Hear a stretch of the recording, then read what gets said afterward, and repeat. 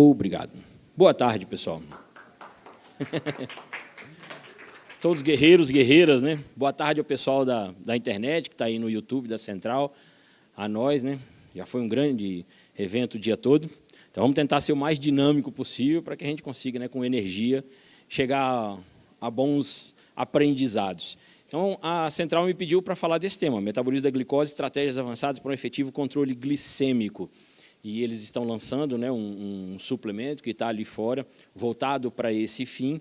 Eu disse, deixa eu dar uma olhada aí nesse suplemento, vamos ver como é que são os ativos, se eles realmente tiverem bons artigos, bons estudos, né, boa comprovação, eficácia, aí a gente pode abordar sobre eles. E aí é um produtaço, mas eu não vou falar só sobre ele, vou tentar trazer um apanhado geral sobre essa efetividade de controle glicêmico, né? E a gente vai começar assim, ó. A gente tem duas formas de olhar para o paciente quando ele chega com alterações no metabolismo glicêmico, com uma pré-diabetes, com uma diabetes, que a gente já sabe bem clássico que quando o paciente recebe o diagnóstico de diabetes, que é o que a gente vê no final da linha ali, né, da sequência de traços, diabetes é um diagnóstico extremamente tardio na alteração do metabolismo da glicose. O que a gente tem que buscar, e pelo menos na linha que eu trabalho, essa linha funcional... Bora lá, Rubenilda, já começou a aula, uai. Meu amor. Vamos lá, uai, Henrique tá lá, ó. Ela esqueceu, né, que o microfone dela está aberto. Daqui a pouquinho vocês compram com a gente. Pessoal da internet, já, vocês que estão achando estranho. Bora lá. São seres extraterrenos que estão aparecendo por aqui. Mas a gente vai fazer aqui rapidamente uma oração e eles vão sartar fora. Tudo se normalizando, sentir que eles foram embora. Acontece de tudo nas minhas aulas. Acontece de tudo nas minhas aulas. Tá vendo? Sempre tem algo diferente para dar adrenalina, um negócio assim. Mas, enfim, a gente tem que buscar sempre a causa. Daqui a pouco ela quer ver a cara dela quando entrar aqui depois que a gente falar isso. As causas da diabetes instalada começam, seja pelo modelo mais antigo da gente abordar os pacientes, seja pelo modelo mais atual. A gente só tem que descobrir o que apareceu primeiro, se é a hiperinsulinemia ou se é a resistência à insulina. O que a gente está vendo mais atual é esse abuso no consumo de alimentos ultraprocessados, carboidrato refinado o dia inteiro, e aí isso estimulando o pâncreas, produzir insulina, lá na frente é que aparece a diabetes. Então a gente tem que fazer essa modificação no estilo, na alimentação, no hábito e tal. Mas muitas vezes o que aparece primeiro é a resistência à insulina. E essa resistência nos músculos induz o pâncreas a produzir excesso de insulina, a levar à exaustão de célula beta, e aí aparece o diagnóstico da diabetes. Por que estou falando isso? Porque quando a gente vai pensar em trabalhar com suplementação, tem que ir na causa. Então, a gente tem que trabalhar na célula beta e na resistência à insulina. Não é na glicemia elevada, porque isso já é um diagnóstico tardio. A gente tem que ir lá na causa, então vamos trabalhar com coisas que mexam ou na sensibilidade à insulina ou no funcionamento da célula beta. E aí eu coloco mais uma publicação científica e tentei trazer uns estudos que descrevessem isso de forma mais didática possível, para que a gente tenha em mente essa morte de célula beta, que a gente avalia normalmente usando ali o Roma beta, podemos fazer também a dosagem do peptídeo C, para ver o nível de reserva de célula beta, mas a gente sabe que nesse desenvolvimento da diabetes, entre a resistência à insulina e a chegada da diabetes, muitos pacientes têm uma morte acentuada dessas células beta. Perdem em quantidade e perdem o funcionamento das células beta. Então, eu vejo sempre, na hora do tratamento de um paciente diabético, que a gente tem que ter esses dois alvos. Dar ativos que melhorem a sensibilidade, para diminuir a resistência à ação da insulina, e dar ativos que se direcionem ao pâncreas, para cuidar das células beta. Porque a gente tem pacientes nesses dois estágios. Ou ele ainda vai levar à morte de célula beta, ou ele já está com grande quantidade de células destruídas. Tanto que a gente está vendo muito paciente que era tipo 2 e desenvolveu uma diabetes tipo 3. Tem que fazer uso de insulina exógena, porque só mais metformina ou os medicamentos mais atuais já não funcionam mais. Então, para a gente entender um pouquinho sobre a sensibilidade à insulina, sobre a resistência à insulina, só adentrar um pouquinho no mecanismo, a gente basicamente sabe que a insulina não é o agente principal que coloca a glicose para dentro. Ela só manda fazer isso. Ela tem que encaixar no receptor dela, um conjunto de reações acontecem para que o transportador de glicose se direcione à membrana da célula e aí esses glúteos, dependendo da região, muda de nome, nos músculos GLUT4, captam a glicose. E a gente sabe que algumas substâncias são capazes de inibir, em algumas das vias, que a gente não tem tempo de descrevê-las todas aqui, mas algumas substâncias são capazes de inibir esse processo da ação dessa atividade do GLUT4 na captação da glicose. Então, olhando ali onde está a seta verde, ó, citocinas inflamatórias, que costumeiramente vêm do tecido adiposo aumentado. Então, indivíduos com circunferência abdominal elevada produzem grande quantidade de citocinas inflamatórias que alteram a atividade do receptor, mais resistência à insulina. No mesmo local da seta verde, a gente vai ver um pouco mais abaixo, ácidos graxos saturados. Então, a gente sabe hoje que 1/3 do total de gordura deve ser consumido como forma de gordura saturada. Não é para endemonizar a gordura saturada. Mas quando a gente começa a ultrapassar as doses recomendadas, sim, elas podem elevar essa resistência à insulina que o paciente já se apresenta. Então, manter dentro da concentração de 1/3 ali na dieta. Mas a gente vê também os estados de hiperglicemia e hiperlipidemia, ou lipotoxicidade, que é bem o consumo das refeições cheias de ultraprocessados. É misturar numa mesma refeição grande quantidade de carboidratos refinados e grande quantidade de gordura. Então, o cara vai tomar um sorvete, na verdade quase não tem nada de derivado de leite, que seria um sorvete ideal, mas aí você vê ali xarope de milho, com grande quantidade de gordura de palma ou de gordura hidrogenada, né? Então mistura carboidratos refinados com alta concentração de gordura. É o biscoito recheado, é a batata frita, né? Tem um carboidrato e tem uma gordura junto. Então esse estado de glicotoxicidade e lipotoxicidade juntos também alteram a atividade do receptor da insulina, levando a mais resistência à insulina. Isso tem que ser colocado, para mim, em qualquer aula que você começa a falar do tratamento do metabolismo da glicose, do diabético, porque não adianta dar só suplemento sem mexer nessas coisas básicas da dieta, sem colocar o indivíduo para reduzir a gordura abdominal, para perder peso, controlar o nível de inflamação dele, porque às vezes a inflamação é por alteração do sono, é pelo nível de estresse. Então, a gente tem alguns fatores importantes a serem observados, como, popor exemplo, os lipopolissacarídeos. Então, se a gente olhar lá no final do slide, lá embaixo, em todas as regiões do corpo, onde a gente vai ter ação da insulina, transportador de glicose, lá embaixo a gente vai ver assim, ó, diminuição da sensibilidade à insulina, ou seja, aumento da resistência. Mas quem é o agente lá em cima que está causando isso? A alteração da permeabilidade do intestino, migração de fragmentos das bactérias gram-negativas, ou seja, LPS, lipopolissacarídeos, chegando nas membranas das células musculares e gerando o quadro de resistência à insulina. Então, eu tenho que modificar isso também, é um fator de estilo de vida, cuidar da saúde do intestino. E para cuidar da saúde do intestino, hoje a gente já vê que a participação das fibras, dos polifenóis, é muito importante para evitar essa migração dos lipopolissacarídeos.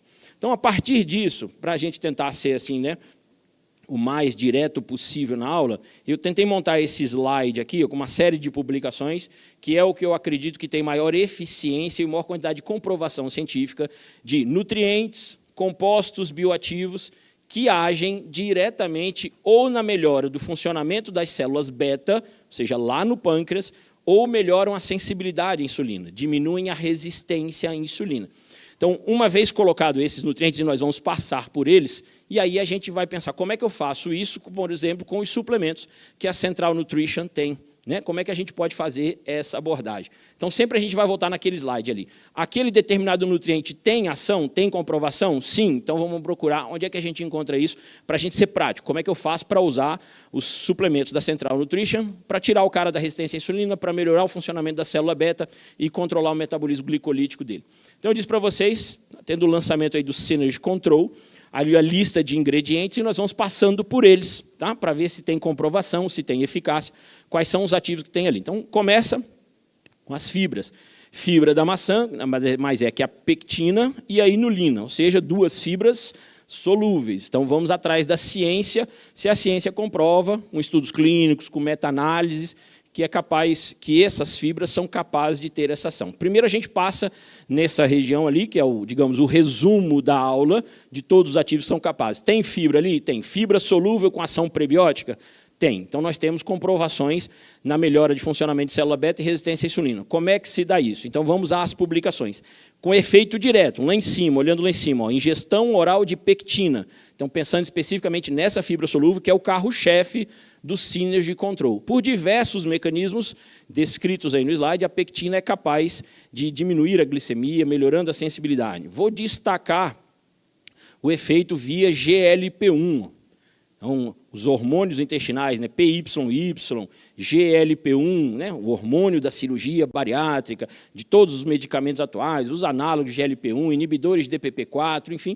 E aí a gente sabe que uma fibra simples, básica, a pectina, tem o mesmo efeito. Aumenta a secreção no intestino de hormônios sacetógenos, o PYY e o GLP-1.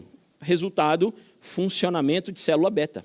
Recuperação. Eu ontem fazia uma live no Instagram e mostrei alguns trabalhos lá sobre regeneração de célula beta. Com nutrientes, com nutrição, estimular a recuperação de células mortas, de células beta. E passa muito por isso aí, pelo nível de GLP-1 presente naquele indivíduo. Por isso que o carro-chefe do suplemento é a pectina da maçã, retirada da maçã. Já temos estudos de meta-análise, estudos de revisões sistemáticas, conclusivas também, os desfechos sobre o uso da pectina, estou só traduzindo o que está embaixo no texto, estão relacionados à redução da glicemia pós-prandial e redução dos picos de insulina. Isso é importante não só para o controle de glicose, né, do metabolismo glicolítico, da diabetes, da pré-diabetes, mas quando eu falo em redução de pico de insulina, eu estou pensando, por exemplo, em triglicerídeo, eu estou pensando em esteatose hepática, então tem outros benefícios também, né? Conseguir melhorar o paciente, porque, no geral, ele não vem só com alteração glicêmica, ele vem com gordura abdominal, ele vem com gordura visceral, ele vem com gordura no fígado, além da alteração glicêmica, é um triglicerídeo elevado, um HDL baixo. Então, vamos pensar em pacientes de forma sistêmica e esses poliesculhambose múltipla, né? Como eu falo assim, pelo menos na minha época lá de UTI, os pacientes que entram em UTI normalmente têm isso, né? Eu fiquei 4 anos dentro do UTI, 14 anos em hospital e 4 em UTI, a gente pegava uns pacientes bem problemáticos. Aumento da saciedade, atraso no esvaziamento gástrico, isso é ótimo, né, para controle glicêmico, a glicose entrando devagarinho. E o resultado final dessa revisão sistemática, que é a última linha, isso é muito importante, seja para pacientes saudáveis ou pacientes não saudáveis. Então, a gente pode agir na prevenção e na terapêutica, e no tratamento. O paciente já vem com problema e a gente vai à pectina também. E aí, sobre a inulina, um estudo de revisão bem interessante sobre ações farmacológicas, né, da inulina, ou seja, ação terapêutica para tratamento. E nessa revisão eles apresentam, ó, lá em cima também, inulina já foi capaz de ser comprovada para redução da glicemia pós-prandial e redução de LDL colesterol.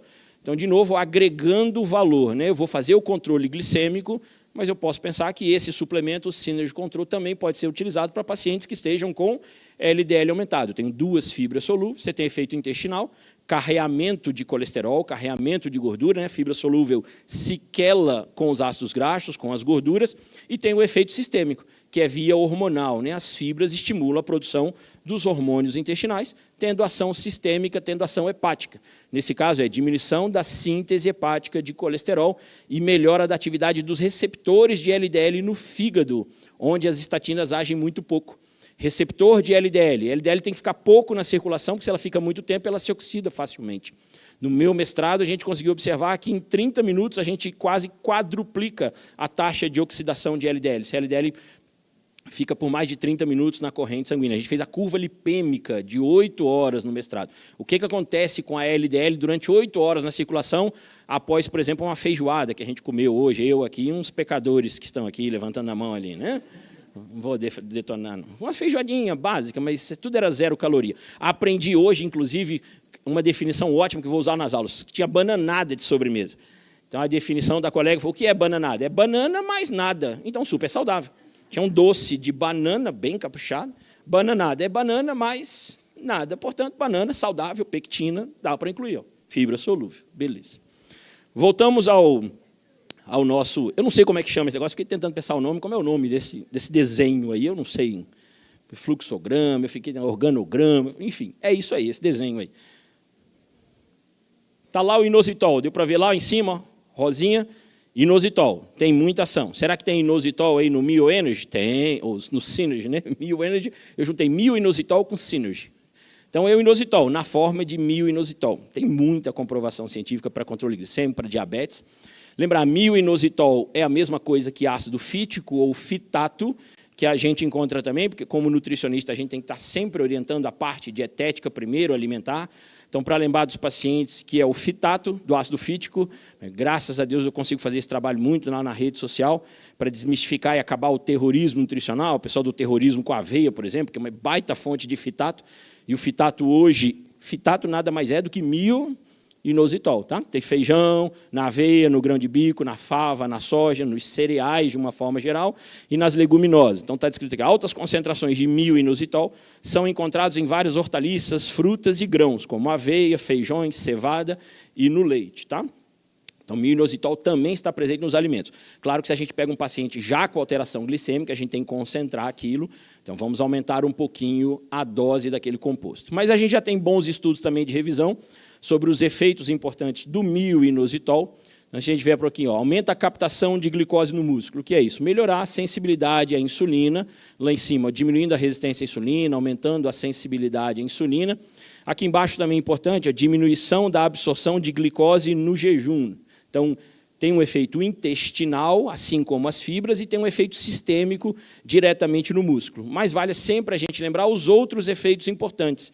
Então, se a gente quiser ter efeito para controle de peso, de saciedade, né, que tem pacientes, mais uma vez, que vêm obesos, com gordura abdominal, a gente também terá esse efeito. Agora, alguns cuidados importantes, alguns dados que a gente precisa saber. Olha só, o estado de resistência à insulina depleta mio-inositol. Isso a gente tem que estar em mente. Estamos lendo aqui, ó. Quando o paciente vem com resistência à insulina, você tem que saber que ele já está com o nível de mio-inositol depletado, por vários mecanismos. Então, a resistência à insulina, ó, reduz a síntese endógena de mio-inositol, aumenta a quebra, diminui a penetração do mio-inositol, porque ela concorre com a glicose. Então, o estado de resistência à insulina dificulta todo o metabolismo do mio-inositol. E aí, nessa mesma revisão, ele vai descrevendo, né, grande perda na urina de mio-inositol, e aí ele sugere, lá embaixo, na última linha, o mio-inositol, na dose de 2 gramas, ó, 2 vezes por dia, reduz a incidência de diabetes gestacional de quase 87% em alguns estudos. Só o mio-inositol. Então, quando você pega um suplemento como Synergy e junta vários componentes, a eficácia melhora, né? É sinergismo de ação entre vários compostos. Mas isso é importante porque a gente poder trabalhar com diabetes gestacional, com eclâmpsia, né? Mio-inositol é um nutriente presente naturalmente, repito, em grãos, em leguminosas, em cereais. Então, se a pessoa está comendo arroz e feijão, não tem nenhum problema ela tomar um suplemento na gestação que tenha mio-inositol, que tenha pectina, inulina, são fibras naturalmente presentes nos alimentos. Um outro trabalho dizendo, né, adicionalmente, esse autor aí, o Kamenov e os seus colaboradores, encontrou que 2 gramas de mio-inositol melhoram a ovulação, levando a maior taxa de gestação. Então, facilita engravidar. Também pode ser um aspecto importante para alguns pacientes. A gente sabe da aplicabilidade de mio-inositol para as meninas também com síndrome de ovário policístico, o mio-inositol no hipotiroidismo, acho que eu coloquei um estudo aí logo na sequência, porque a gente pode ter benefícios também. Os pacientes com hipotiroidismo, tiroidite Hashimoto, com dificuldade de perder peso, podem se beneficiar com o suplemento também. Muitos vêm acima do peso, gordura no fígado, colesterol alto, triglicerídeo, glicose elevada, a pressão já querendo subir, né? A síndrome metabólica presente. Então, eu posso ter aplicabilidade para vários pacientes diferentes. Mais 2 dados, talvez 3, que eu quero chamar a atenção. Alguns fatores que promovem depleção de inositol. Além da resistência à insulina, que está logo ali em cima, quero chamar a atenção da cafeína, tá? Então, cuidado com isso, doses excessivas de cafeína, que tem uma galera, né, usando cafeína em dose pesada, academias, etc., que é tudo para perder peso, para gerar rendimento. Eu lembro dando uma aula numa pós-graduação em Curitiba, e no intervalo a colega veio me mostrar uma concentração de cafeína que ela estava prescrevendo na dieta, que o objetivo era perder peso. A moça estava fazendo, a paciente dela fazendo crossfit, e aí, quando ela mostra a cápsula de suplemento de cafeína isolada, ela estava dando uma cápsula, 600 miligramas de cafeína, uma cápsula, 2 vezes ao dia. E ainda tinha chocolate amargo, tinha o chá verde. A gente, somando rápido no intervalo, deu 1.500 miligramas de cafeína. Então, você imagina, nutricionista, para prescrever, estava perguntando o que eu achava da dieta e daquela suplementação que ela estava fazendo. Uma pós-graduação em nutrição esportiva. Então, Então, às vezes, a gente vê esse absurdo, você não sabe nem muito como falar, ó, eu sugiro que você reduza essa dose de cafeína, né? Então, cuidado com essas doses maciças. Esse estudo fala em dose acima de 300 miligramas, pode começar a reduzir, a depletar o mio-inositol. Então, tem que ficar atento, tem gente que usa, né, faz suplementação, então vale a pena botar um mio-inositol aí junto. E chamar a atenção do último, lá embaixo, ó, deficiência de magnésio. Falta de magnésio também depleta mio-inositol. Então, os pacientes com deficiência de magnésio vão precisar de uma maior reposição de mio-inositol. Não deixe faltar o magnésio nesses pacientes também. Acrescentei na aula, achei que era interessante esse slide desse artigo que fala sobre a participação do mio-inositol, onde está esse Mzinho aqui, ó, na atividade para a produção dos hormônios tireoidianos. Nós estamos numa célula tireoidiana, o TSH está lá encaixando no seu receptor, e aí começam o conjunto de reações até chegar lá embaixo, que é a organificação, que é o processo de formação do T4 e T3. Então, o mio-inositol ele aumenta a sensibilidade na ativação aqui, ó, da fosfolipase C e do diacilglicerol. Ele age bem aqui. Não é o intuito a gente ficar detalhando esse processo, mas é importante saber isso. Eu melhoro muito o funcionamento da tireoide trabalhando com o mio-inositol. Então, para esses pacientes, repito, em hipotireoidismo, em tireoidite de Hashimoto, tireoidite autoimune, também teria alguns benefícios. Em relação de dose, isso é importante também, tirando, mais uma vez, de publicações científicas, dá uma olhadinha na parte que está em vermelho ali, ó, esse estudo falando que 600 miligramas de mio-inositol por 6 meses em pacientes com nódulos benignos classe 1 e 2, os autores mostraram uma alteração significativa com redução do diâmetro desses nódulos e diminuição no número de nódulos e uma alteração na elasticidade desses nódulos. Então, são resultados importantes com uma suplementação, para a gente ter a noção, uma dose de 600 miligramas dado por período de 6 meses. Então, uma eficácia importante na saúde tireoidiana. Então, quando a gente vai para o Synergy, só para a gente dar uma olhadinha na quantidade, né, do mio-inositol, ó, 1,5 medida tem 2 gramas. Então, 3 medidas, a gente consegue 4 gramas. Mas vocês viram que tem estudo com 600 miligramas, resultados interessantes, vários trabalhos falando que dose de 2 gramas já é o suficiente para melhorar a resistência à insulina, função tireoidiana, para as meninas com endometriose, com síndrome de ovário policístico, tem excelentes resultados com mio-inositol. Então, acho que nessa dose aí, a gente trabalhar com 2 gramas, 1,5 medida já é o suficiente, provavelmente teremos bons efeitos. Voltamos lá para a sequência para a gente ver outro nutriente importante. Olha lá, fitoterápicos. Puxa, tem uma chuva de fitoterápicos que melhoram a sensibilidade à insulina. A Central Nutrition optou por um deles, a Trigonella phenugrecum. A gente conhece mais como fenogrego, semente, o extrato de semente de fenogrego. Tem muita comprovação científica, tem estudo à vontade, aliás, não só no metabolismo glicídico, tem estudos legais com a testosterona, que pode ajudar também essas pacientes que estão querendo perder peso, ganhar mais força, né, começando a malhar para tentar baixar a glicose que se elevou. A gente viu palestras aqui durante o dia sobre a menopausa, como gera mais resistência à insulina na menopausa, a importância do estradiol, da progesterona para a sensibilidade à insulina. Então, a gente é um grupo, né, populacional que pode se beneficiar muito com esse suplemento. Fenogrego também ajuda nessa reposição hormonal. Mas, pensando especificamente no metabolismo da glicose, deixo aí o artigo, aliás, a aula toda está com a Edi lá para depois distribuir para vocês. Isso é uma revisão ampla sobre o efeito da trigonelina. Trigonelina é o composto bioativo principal, tá? Da Trigonella phenugrecum ou do fenogrego. Então, tudo isso que está à volta do TRG, aí no centro do slide, TRG é a trigonelina. São as ações já comprovadas do fenogrego. E, claro, eu vou destacar primeiro a letra A ali, e eles preferiram, os autores, nessa revisão, começar exatamente, a principal ação dela é exatamente no metabolismo da glicose. Diminuir a síntese de glicose significa fazer menos gliconeogênese, que bioquimicamente é a principal alteração que a gente vê nos pacientes com resistência à insulina. Mas veja, diminuição da lipogênese, formar menos gordura, aspecto importante também, podemos pensar como vimos hoje no lipedema, na esteatohepatite não alcoólica, ou agora o novo nome, né, a doença metabólica do fígado. Muda-se os nomes, mas a gente sabe bem quem são os culpados, né, da gordura no fígado. E aí eu achei o aspecto muito importante a gente falar nisso aqui, ó, funcionamento de célula beta. que o alvo não tem que ser só músculo. Muitas vezes o alvo tem que ser na célula beta. É muito paciente com Roma beta de 15, 18, 20 e poucos, já indicando um mau funcionamento de célula beta. Tem paciente, às vezes, que nem tem resistência à insulina, mas já tem mau funcionamento de célula beta. E aí o problema não é a resistência à insulina, mas é agrotóxico demais, estresse demais, vitamina D muito baixa, que altera o funcionamento da célula beta, sem necessariamente gerar resistência à insulina. Então, o indivíduo não consegue produzir insulina o suficiente. E aí aparece uma hiperglicemia com insulina baixa. Já pegou paciente assim? Insulina de 1, insulina de 2, insulina de 3, com hiperglicemia. Tem todo tipo de paciente. Só que a gente tem que entender esse contexto. Então, um paciente que não consegue produzir insulina. Não é que ele está com falência de célula beta depois da resistência à insulina. Ele desenvolveu primeiro falência de célula beta, faz uma hiperglicemia, e aí pode aparecer ou não resistência à insulina. E aí o nosso alvo tem que ser na recuperação dessa célula beta. E o feno grego ajuda nesse aspecto. Inclusive porque ele diminui a apoptose de célula beta, mas também melhora a sensibilidade à insulina.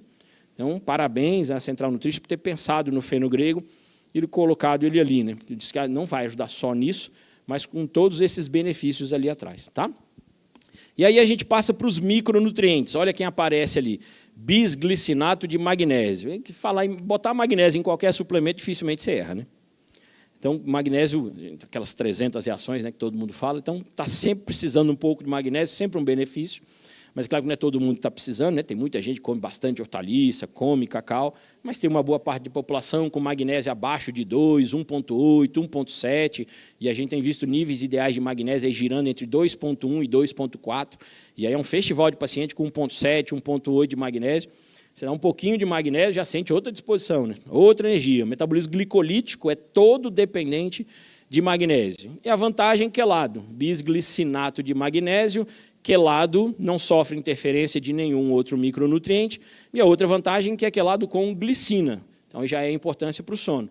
Glicina é naturalmente um bloqueador de glutamato no sistema nervoso central. Então, naqueles pacientes hiperativos, agoniados, lá na minha terra a gente chama de avexado. Eu sou do Rio Grande do Norte, eu venho de Brasília, mas eu sou originalmente do Rio Grande do Norte. Então, lá a gente fala em indivíduo muito avexado, muito agoniado, hiperativo, aquele que cospe a abelha africana, né? Xinga no trânsito, dá o dedo, a gente está vendo assim. Desde a época das últimas eleições lá anteriores, uma brigaiada no Brasil, um nível de estresse terrível. E aí a glicina vai dar uma acalmada nesse paciente também, né? A gente vai ter esses benefícios aí. E lembrar que glicina, já que vem 2 moléculas de glicina com magnésio ali, a glicina é um agente que ajuda, e talvez seja o principal responsável, pela conjugação de sal biliar. Então, quando a gente está tentando baixar o colesterol, e quando a gente está tentando estimular as vias de detoxificação, se esse paciente tiver com nível, né, às vezes é um cádmio, um alumínio, um mercúrio, um chumbo, um arsênico, está um pouquinho mais alto, você está querendo dar uma estimulada ali na detoxificação, a glicina é quem faz a conjugação final. A saída final, para não desconjugar lá no intestino, é com glicina. Se você jogar mais sal biliar no intestino, sem estar quelado com a glicina ou com a taurina, né, que são os 2 aminoácidos principais, desconjuga e aí o efeito é contrário. Aí você induz uma síndrome do intestino irritável, você começa a provocar alterações no ambiente intestinal por aumento da secreção de sal biliar não conjugado, né? Então, ele tem que ser conjugado com glicina. Isso é um outro benefício também, vai dar uma boa baixada no colesterol dos pacientes. Voltamos àquela rodinha lá, então, para a gente dar uma olhadinha, tem magnésio, faz parte do magnésio, sim, sensibilidade à insulina. Então, estamos indo bem, ou a Central Nutrition está indo bem aí no seu suplemento. Perfeito. Vamos a mais um trabalho de estudo clínico, efeito da suplementação de magnésio na resistência à insulina em mulheres com síndrome de ovário policístico. 20 mulheres, 15 a 35 anos, receberam uma versãozinha de um magnésio bem fuleirinho, que é o óxido de magnésio, que a absorção é baixa, e mesmo assim funcionou, vocês vão ver, 250 miligramas por 2 meses. Uma dosezinha baixa, 250 miligramas por 2 meses. Mas eu adoro esses trabalhos para mostrar que, às vezes, mesmo com dose pequena, a gente consegue eficácia, que não precisa ficar enchendo o paciente, né? E é um estudo recente, foi publicado agora em 2024, e os resultados são bem significativos, a gente consegue ver facilmente, olha o nível de insulina lá. No grupo do magnésio, reduziu, também dá para ver aqui, 12,78 para 11,59. E o P é sempre significativo. No grupo placebo, não, ao contrário, teve aumento, né, do nível de insulina. Se a gente olha a glicemia de jejum, também baixou, 96,7 para 93,1, também significativamente, e o Roma-IR também baixou de 3 para 2,65. Uma dose baixa, 250 miligramas, e de óxido de magnésio, já melhorando exatamente os nossos alvos, né? Vamos baixar a insulina, vamos baixar a glicose, o resultado final vai ser um Roma-IR um pouco mais baixo. Então, a gente sabe que funciona, os estudos todos mais recentes mostram isso. E aí eu trouxe um dado sobre a questão da biodisponibilidade. Por que a Central escolheu o bisglicinato de magnésio? Esse estudo é com uma comparação com o magnésio malato, o dimalato, o acetiltaurato, ou taurato de magnésio, o bisglicinato de magnésio com o citrato de magnésio. Se você olhar as curvas, vai ver as que estão mais altas lá, que são aquelas que atingem maiores níveis séricos, né? Ou seja, maior biodisponibilidade, aquele que absorve melhor. A gente vai ver ali o bisglicinato, né? São as curvas alaranjadas. O bisglicinato de magnésio é o que atinge valores mais altos. Mas se a gente observar o asterisco lá em cima, você vai ver que todos têm um asterisco ali. São doses diferentes dadas, 45 miligramas, olhando aqui embaixo, ó, 45 miligramas, 135 miligramas e 405 miligramas. Mas é um asterisco para todo mundo. Então, a taxa de absorção é muito próxima, tá? É um pouquinho melhor para o bisglicinato, mas é próximo. Então, um dimalato com o taurato tem absorção próxima ao bisglicinato. Quem realmente é mais baixo é o citrato, absorve menos, tem mais efeito intestinal ali, tem até um efeito laxante importante, né, o citrato de magnésio, mas os outros três são muito bem absorvidos. Eu digo isso porque a Central também tem o 3-MAG, né, que é exatamente esse pool de magnésio, tá? É o magnésio taurato, o magnésio bisglicinato e o dimalato. Esses três que a gente acabou de ver no estudo. Opa, aqui que volta, eu errei ali. Esses três, ó, o dimalato, o taurato e o bisglicinato são os três que mais absorvem e entram na corrente sanguínea. O que eu estou mostrando aí é a absorção intestinal, tá? A gente não está na discussão aqui o que entra mais no músculo, o que entra mais no neurônio. Aqui nós estamos falando basicamente de aumento na concentração sérica, tá? Por quê? Porque eu estou querendo cuidar dos vasos para chegar no sangue e chegar naquela camadinha de células finas, que são as células endoteliais, que é ali que começa o processo da resistência à insulina, tá? Quando a gente fala lá de neurônio, quem entra mais no neurônio? Aí tem outra situação, por exemplo, o treonato é melhor, tal. Mas para a resistência à insulina, para a sensibilidade, sem dúvida, esses três aí são os carros-chefe. Fora que o 3-MAG, né, você tem uma taurina ali, dá uma relaxada boa, né, taurina com glicina. Tomar isso aí à noite, para dormir, é uma beleza. O dimalato, ácido málico, excelente componente do ciclo de Krebs, acordar cheio de energia, né, física e mental. O dimalato, você jogar ácido málico gira lá no ciclo de Krebs, energia, vai entrar no cérebro, vai entrar no músculo. O taurato relaxa, taurina, e a glicina também. Eu gosto muito da aplicabilidade do 3-MAG. Estou sempre enchendo o saco dela, me manda aí uma amostra do magnésio, coitada, bichinha, sofre na minha mão. Mas é porque eu também tenho 2 meninos atletas de futebol e que entram na onda aí também. Eu tenho 2 garotos gêmeos, jogadores de futebol, que por acaso estavam jogando a final agora há pouco, né? Eu estava ali na ansiedade, porque eu estava sentadinho aqui. Estava 1-0 para o time da gente, a gente está fazendo a final do Campeonato Candango, final do Campeonato do Distrito Federal. O time dele chegou na final, jogando lá dentro do estádio, Mané Garrincha, tal, transmissão ao vivo pelo YouTube e tal. E aí o pai estava aqui meio... Ansiedade da aula e ansiedade de torcer, né? Aí eu não consegui acompanhar os 11 minutos finais, que eu só vou ver depois que acabar a palestra. Bom, voltamos à composição. Bisglicinato de zinco. Opa, apareceu um zinco ali. E também quelado com a glicina. O zinco tem participação na melhora da sensibilidade à insulina? Será que ele está naquele compêndio ali no resumão que a gente fez? Ele aparece lá em cima. Opa! Zinco já é bem tradicional, né, que a gente conhece bem a sua ação. Mas eu fiz questão de trazer estudos recentes, aqui é um posicionamento importante sobre o uso do zinco e a da capsaicina, né, como é que ele melhora a atividade do receptor da insulina, age em alguns locais, um deles é bem aqui, ó, a gente chama IRS, é o substrato do receptor da insulina. É exatamente ali onde a insulina encaixa no seu receptor, e aí aquele substrato ele é fosforilado num aminoácido específico, que é a tirosina, e dali é que é desencadeado toda a informação até chegar na translocação do GLUT4.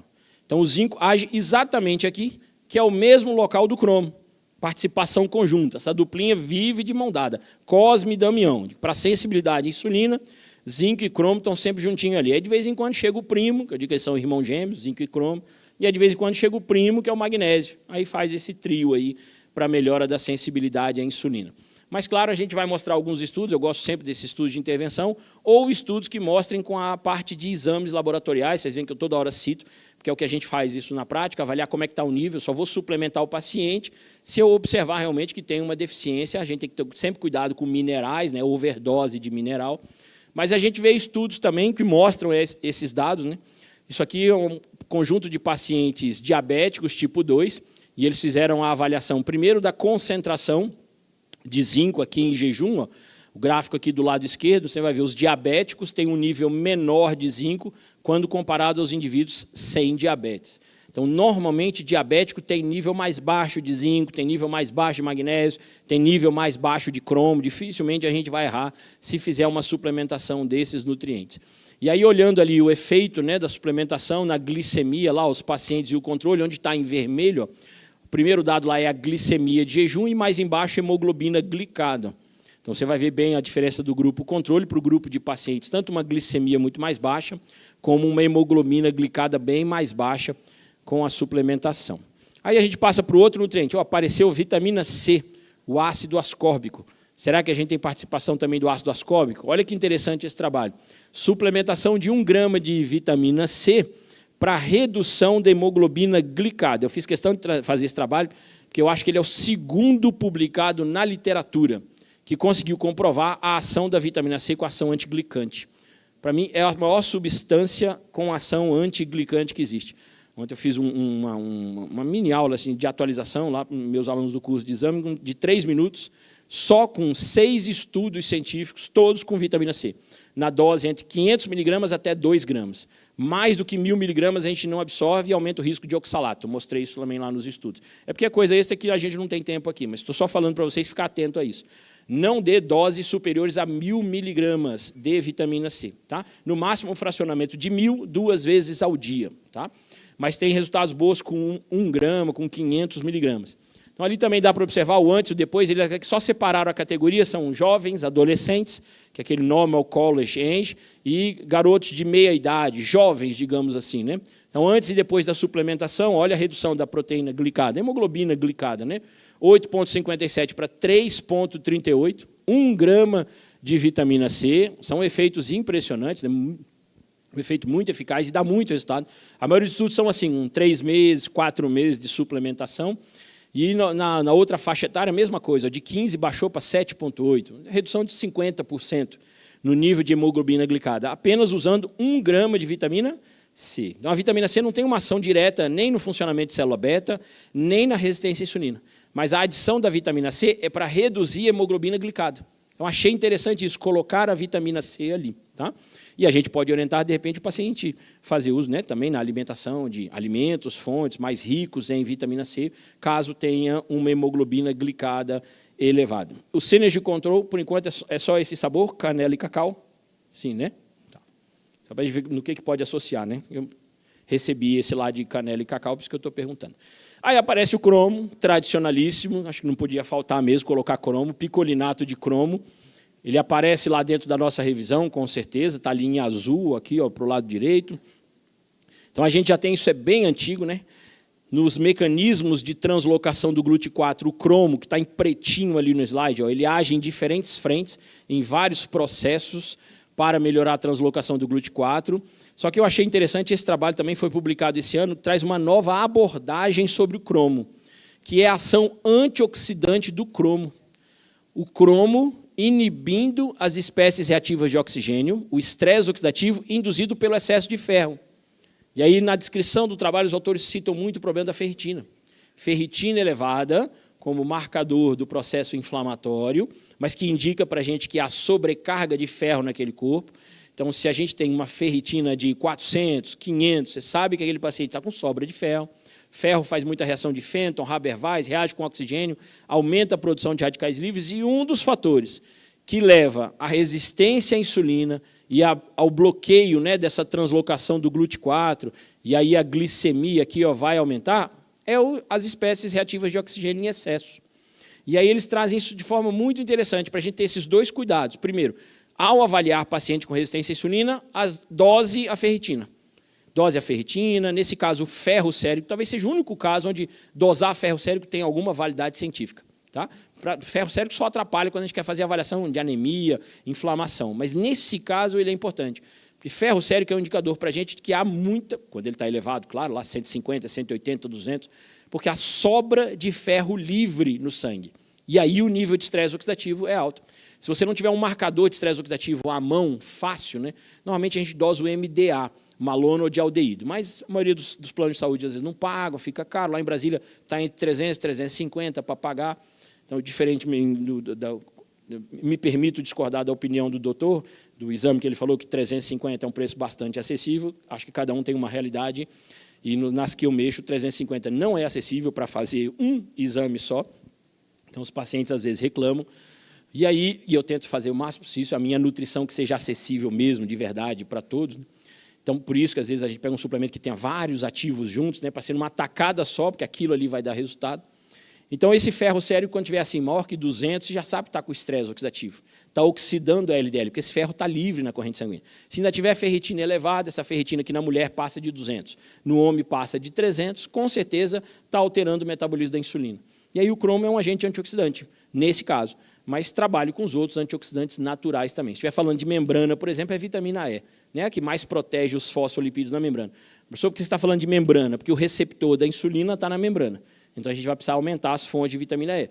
A gente, normalmente, como nutri, vai lá, abacate, azeite de oliva, as castanhas, né, como fonte de vitamina E. Mas a gente já tem várias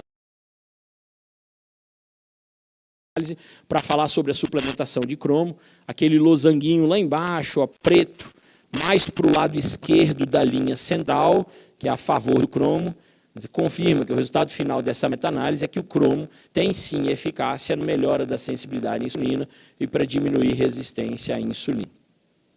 Então a gente vai de novo para a dosagem, né, para ver quanto que é ali, ó, e 1,5 medida tem 250 microgramas de cromo.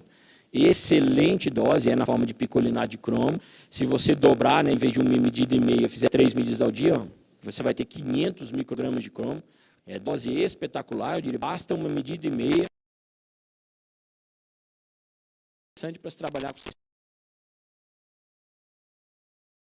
Mostrei ontem na live lá, paciente com Roma IR de 12, pelo amor de Deus. O que é isso? É insulina de jejum 44. Então, é um negócio absurdo. Altíssima resistência à insulina, né? Dado de paciente. Você vê como está o nível das pessoas. É paciente que não dorme, tá? Mas a minha também não ficou muito longe disso, não. Na minha fase de estresse grávida, há 5, 6 anos atrás. Meu cortisol de 18 às 11 horas da noite. Cortisol 18. Quando ele tem que estar 1, 2, eu tinha 18 de cortisol às 11 horas da noite. Eu não dormia mais. Eu ganhei quase 20 quilos, ganhei 18 quilos. Eu era meia maratonista, estava me preparando para fazer maratona. E aí, em 2 anos, eu ganhei quase 20 quilos. Aí veio diabetes, hipertensão, resistência à insulina. Passei por isso e tudo aqui, estou seguindo um caminho, trilhando, para controlar a pressão, resistência à insulina, já não uso mais metformina, né, já está controlando, meus ciclinhos de dieta cetogênica me ajudam e tal. E aí, apaixonei pelo Sinus de controle, já pedi uma lá, me manda aí, isso aqui é importante para mim. É que algumas coisas vão acontecendo. Aí seu filho é diagnosticado com artrite reumatoide, artrite idiopática juvenil, mas quer ser jogador de futebol, né? Vai juntando estresse junto do outro. Aí tem uma turma aí que já conhece um pouquinho a minha história, aí, um pouquinho estressante. Bom, e aqui a recomendação só da diluição, é porque o tempo está passando ali, eu não tenho que seguir, para não ultrapassar o tempo ali. Mas aí depois vocês leem a recomendação, a dose e tal. Vamos a gente finalizar aqui um pouquinho alguns dados importantes. Vitamina D e resistência à insulina. Então, eu disse para vocês, eu vou além do Sinus de Control. Esse é especificamente suplemento que eles lançaram agora, mas a Central Nutrition tem outra linha. E a vitamina D é importante para a resistência à insulina? Isso aí, sem dúvida. Olha só essa meta-análise. Essa meta-análise foi publicada agora, em 2024. Primeiro, eles pegaram um dado de uma coorte com 903 adultos, feitos com pacientes idosos, uma média de 74 anos, observando que esses pacientes que tinham nível de vitamina D acima de 30, e a cada 10 miligramas, 10 nanogramas, né, que se elevava de vitamina D no sangue desses indivíduos, isso foi associado a uma redução de 35% no risco, diminuição, né, de 35% no risco de desenvolver diabetes. Ficou boa aí a gravação? Então, isso é um dado importante. Se você pegar um paciente com 30 de vitamina D, você sobe para 40 a vitamina D dele, você já diminui em 35%. Se de 40% você vai para 50%, você já diminui em 72% o risco de diabetes, só com a vitamina D. Mas nessa meta-análise, eles ainda trouxeram esse dado aí. Ó. A mais recente meta-análise apresentada mostra que a suplementação de vitamina D pode reduzir em 76% a incidência de diabetes quando se compara os indivíduos que têm vitamina D entre 20 e 30, comparados com aqueles que têm vitamina D acima de 50. Então, eu acho que aí o alvo está bem estabelecido, com um estudo bem recente. Isso é agora, setembro de 2024, que foi publicada aí essa meta-análise. Botar a vitamina D de paciente acima de 50. Quer melhorar a sensibilidade à insulina, garantir um risco muito baixo de desenvolver diabetes, né? A orquestra hormonal aí, liderada pela vitamina D, botar ela acima de 50. Dentro desse conjunto de substâncias, ativos, nutrientes para melhorar a sensibilidade, a vitamina K2 também participa ali. A bichinha agora, essa moça está bombando para tudo quanto é lado. Isso aqui é um estudo também com diabético tipo 2, sempre com esse alvo, né? O tema da palestra é esse, diabético tipo 2, recebendo suplementação de vitamina K2, a dose foi de 90 microgramas, 90 microgramas de vitamina K2 em um período de 6 meses, só suplementação de vitamina K2. Primeiro dado, vocês já estão observando aí, ó, redução da glicemia de jejum. Então, o vermelhinho, as bolinhas vermelhinhas é quem tomou vitamina K. O azulzinho é o grupo controle que não tomou vitamina K. Então, uma redução significativa da glicemia de jejum, uma redução significativa, olha as bolinhas vermelhas, também mais baixa, da insulina de jejum, só com vitamina K2. Hein? E, no final, a hemoglobina glicada, também uma diminuição significativa de hemoglobina glicada. 90 microgramas de vitamina K2 por 6 meses. Ela sozinha, melhorando a sensibilidade, diminuindo glicose e insulina, por consequência, o HOMA-IR também diminuindo. Tá? Mecanismos de ação que explicam o uso da vitamina K2. Lá em cima, no centro do slide, você vai ver lá a vitamina K2, e uma das ações dela é, primeiro, melhorar a microbiota, produtora de ácido graxo de cadeia curta, que garante a produção, de novo, de qual hormônio? O cara, né, o tal do GLP-1, Glucagon-like peptide 1. E aí, este hormônio ele se direciona ao pâncreas e faz regeneração de célula beta, regula a produção de insulina e, nos músculos, melhora a sensibilidade à insulina. Sim, vitamina K é excelente para a microbiota. Microbiota é tão espetacular que ela é produtora de vitamina K, 70% da vitamina K que a gente tem na circulação é feita pelas próprias bactérias e elas mesmas consomem grande quantidade dessa vitamina K. E aí auxiliam na produção de GLP-1. Mas essa microbiota saudável aqui não cresce só comendo carne, não, viu? Cresce comendo fibra, tá? Porque tem a turma também que só quer botar a goela abaixo de todo mundo, que a gente só pode comer carne. Oh, mas está difícil.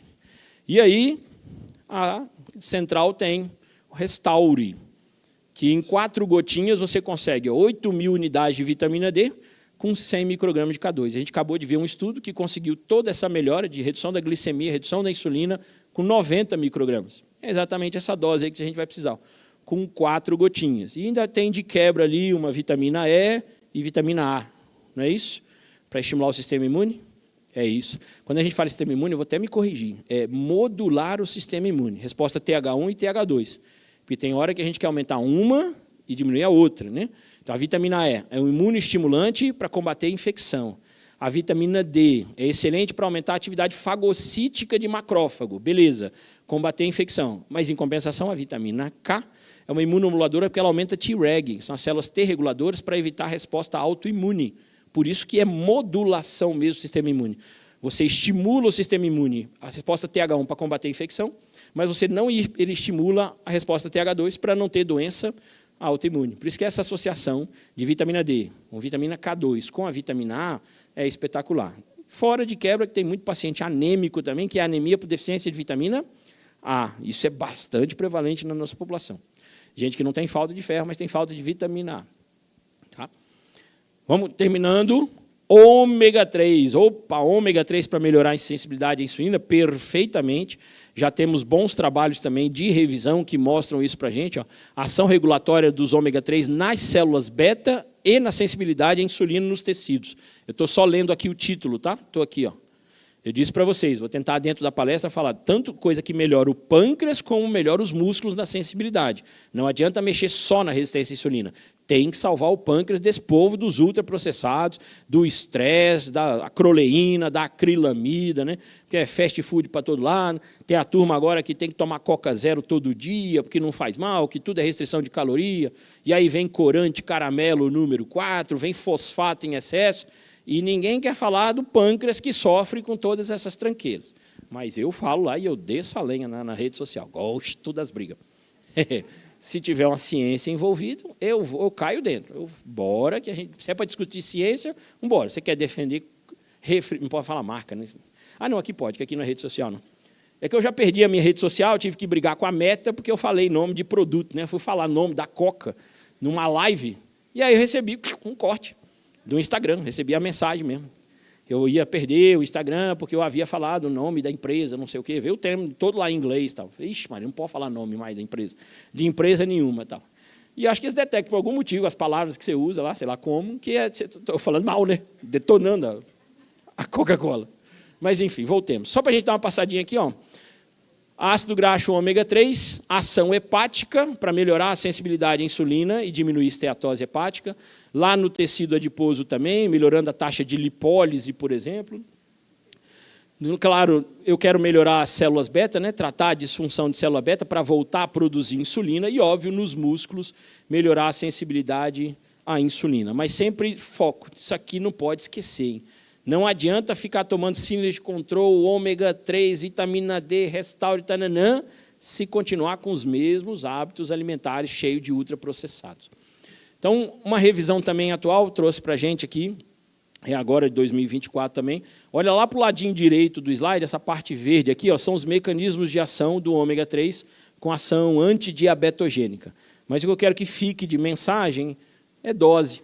Então, o que eles trouxeram para a gente, que é a dose de 2 gramas de ômega 3 por período de 6 semanas, reduziu de forma significativa a insulina, a glicemia e o Roma-IR. Então, 2 gramas de ômega 3 não é 2 gramas de óleo de peixe, é 2 gramas da soma entre EPA e DHA. Tá? Essa dose é efetiva para a sensibilidade à insulina. E aí peguei a recomendação, para não dizer que eu não falei na Sociedade Brasileira de Diabetes, porque não tem muita coisa a gente valorizar lá na sociedade, porque os velhinhos de lá, às vezes, são um pouco retrógrados, mas que eles não me processem. Mas tirei o texto lá da Sociedade Brasileira. Ó, revisão extensa sugere que os ácidos graxos de cadeia longa, especialmente do tipo ômega 3, encontrados no óleo de peixe, isso aí é tirado exatamente de lá, tá? Está aqui a referência lá, tem PDF, tem aberto na internet. São capazes de reduzir a albuminúria, e isso é um aspecto importante, que é o estágio avançado do diabetes, né? Já gerando alterações renais, microalbuminúria, né? Então já está perdendo o funcionamento renal. E aí, olha que interessante, trabalhar com ômega 3 para recuperar essa função renal. Já é um diabético mais avançado, mas aí o ômega 3 vai entrar nesse compêndio nosso aí. E aí a central tem o seu ômega 3, 2 cápsulas são 1.100 miligramas, 4 cápsulas, 2.200 miligramas, que é o que a gente precisa, 2 gramas. Bota 2 cápsulas junto com o almoço, 2 cápsulas junto com o jantar, ou 2 no café da manhã, 2 no almoço. Eu já tive paciente que reclamou de ômega 3 tomado à noite, não é da central, é tomar ômega 3 à noite, que é óleo de peixe, e às vezes a digestão é um pouco mais lenta, aí vai dormir, ainda está tendo, né, aquele refluxozinho, uma eruptação de óleo de peixe. Então, às vezes, eu prefiro botar de manhã e no café da manhã junto com o almoço. Importante que tenha gordura na refeição, né, para os sais biliares ajudarem. E, para a gente terminar a palestra, botando assim, aprender um pouquinho mais, é só mais um detalhe, mas que eu acho que é muito importante em alguns pacientes. Grande maioria dos pacientes, pelo menos no início do tratamento, claro, não sou eu que vou determinar o que o doutor vai fazer ou não, mas é o que a gente vê na prática, né? O medicamento, eu acho que de escolha, até porque ele é gratuito, né, na farmácia popular, é a metformina. E aí, todos esses estudos mais recentes têm mostrado para a gente que a metformina, usada cronicamente, a partir do 2º uso de ano, e nessa revisão está exatamente assim, a metformina, por 4, 5 mecanismos diferentes, a partir do 2º ano de uso, ela começa a reduzir muitos níveis de vitamina B12 dos pacientes. A metformina é um grande redutor do nível de vitamina B12. E aí começar a ter uma anemia, uma macrocitose, uma homocisteína que se eleva. Então, só pensar nisso. O paciente chegou, está usando metformina, foi o medicamento de escolha, já está de longo prazo, acho que faz parte desse tratamento. Como o título da aula é suporte nutricional para controle glicêmico, que a gente não se esqueça desses pacientes. E aí um recém-lançado aqui na Central é a Bio-B12, bem pensado por eles em lançar a metilcobalamina, essa forma ativa, e não necessariamente a gente não absorve a cianocobalamina. Isso é importante deixar claro na ciência hoje. A gente absorve bem cianocobalamina, o cianeto é bem detoxicado, basta comer enxofre. Então, qualquer feijão, lentilha, qualquer brócolis, couve-flor, você detona com o cianeto. Mas, para os pacientes que têm uso de metformina, os pacientes que têm síndromes de má absorção, os pacientes que têm doença inflamatória intestinal e para os pacientes que têm polimorfismo da MTHFR, a metileno tetrahidrofolato redutase, nesses pacientes tem que ser a metilcobalamina. E aí a quantidade de pacientes que têm alterações gastrointestinais, pacientes usando metformina, né, síndrome de má absorção, é uma festa. Então, ser a metilcobalamina, para mim, é uma grande vantagem. Tá bom? E aí o produto deles, assim, com dosagem de 5 gotas, a gente já consegue a dose de manutenção, são 50 microgramas, e com 12 gotas a gente já consegue 120, que é a dose efetiva para a metilcobalamina, tá? Quando a gente faz suplementação lá de 500 microgramas, 1.000 microgramas, esse tradicional, é porque os estudos indicam isso para a forma tradicional da cianocobalamina. A forma de metilcobalamina, que é a forma de melhor absorção, eu tenho esses trabalhos aí, mostram isso, que a gente consegue uma dose de manutenção com 50 microgramas por dia e uma dose terapêutica de metilcobalamina na dose de 120 microgramas, que é o que está lá em cima em laranja. Por isso que eu já botei o número de gotas ali, né? Que para manutenção, está com bons níveis, está tranquilo, dosei a B12, dosei a homocisteína, está tudo beleza, homocisteína abaixo de 10, né? A vitamina B12 está lá 500, 600, 700, beleza. Faz 50 microgramas. Se é terapêutico, tem que subir a metilcobalamina, você já pode trabalhar com 10, 12 gotas ali, que a gente já consegue. Tá bom? Gente, eu agradeço a atenção. Aqui é meu Instagram, meu site. Obrigado a vocês. Obrigado da Central.